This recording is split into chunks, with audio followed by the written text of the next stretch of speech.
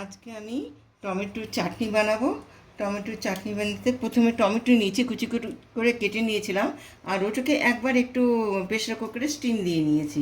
কেন আজকালকার টমেটোগুলো শক্ত শক্ত, তো তাড়াতাড়ি মসতে যায় না।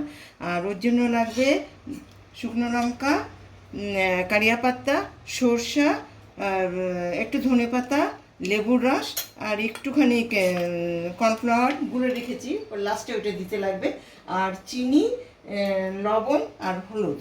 এবার প্রথমে আমি দিয়ে দিলাম শুকনো লঙ্কা। তেল দিয়ে গরম করে রেখেছি, তেলটা দেখুন গরম হয়ে গেছে, ধোয়া বেরোচ্ছে। এতে দিয়ে দিলাম শুকনো লঙ্কা। শুকনো লঙ্কা হয়ে যাক,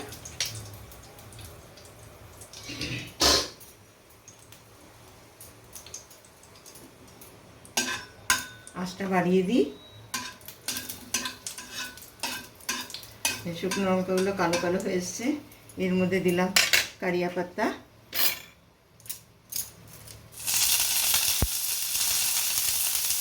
একটু সরষা, একটু নাড়াচাড়া করি।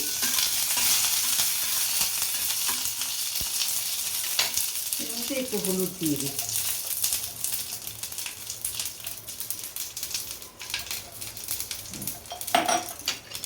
এখন টমেটোগুলো দিচ্ছি।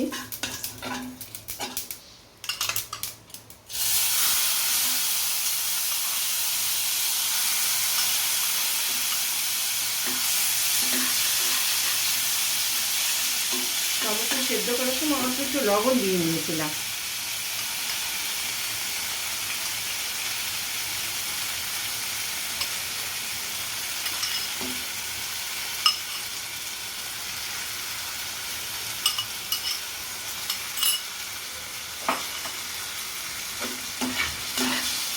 একটু নাড়াচাড়ি করি, ভাজা হয়ে যাবে। আর বাড়ানোই আছে।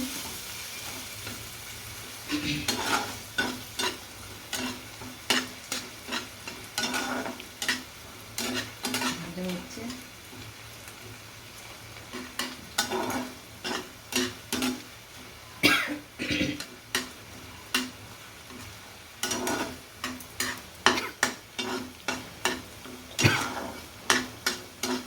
শুকনো লঙ্কা ফোড়ন দিয়েছি, তাই একটু ঝাঁঝ ঝাঁঝ গন্ধ বেরোচ্ছে।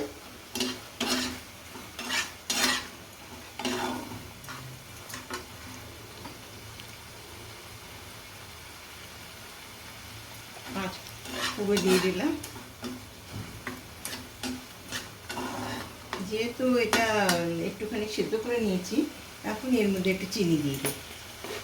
আপনাদের ইচ্ছা যেরকম মিষ্টি খাবেন দেবেন। আমি 2 চামচই চিনি দিলাম।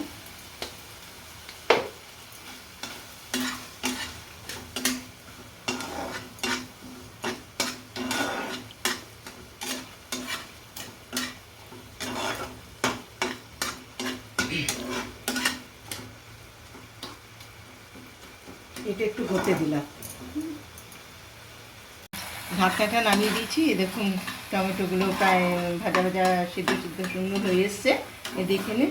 এখন আমি এতে একটু জল দেবো, কেননা আমার একটুখানি ভালো লাগে, পাতলা পাতলা একটু ভালো লাগে। না দিলেও হলো জল। এই যে একটু জল দিলাম। এটা ফুটে আসলে এতে লেবুর রস, কর্নফ্লাওয়ার আর ধনে পাতা দিয়ে নামিয়ে দেবো।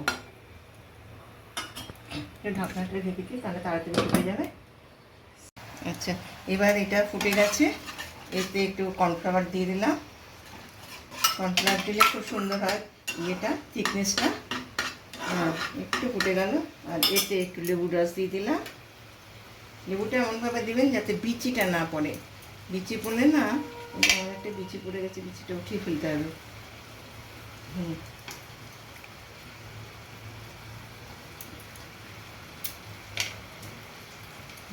লেবু রস দিলাম, আর একটু লাগবে লেবু রস।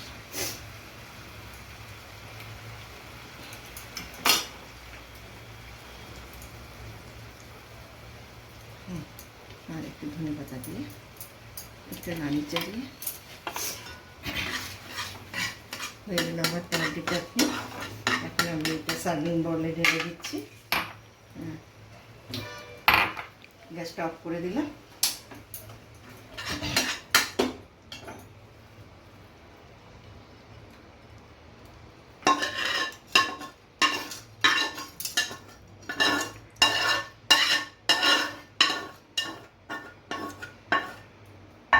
টমেটোর চাটনি রেডি।